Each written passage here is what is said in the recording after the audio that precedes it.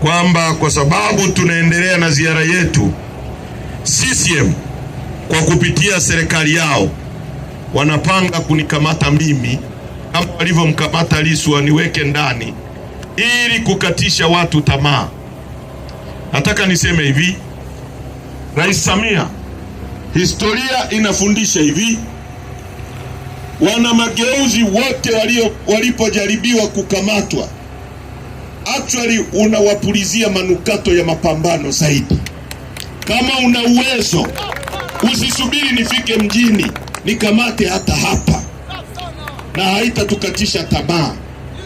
Mwalimu Nyerere alipopigania uhuru wa nchi hii, angeogopa serikali ya wakoloni, mpaka sasa tungekuwa kwenye utumwa. Uongo kweli?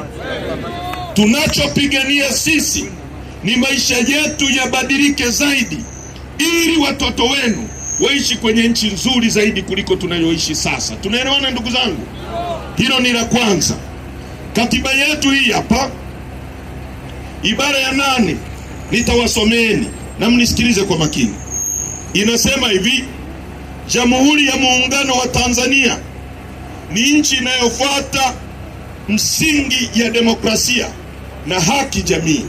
Kwa hiyo madaraka na mamlaka yote ya nchi hii yatatoka kwa wananchi.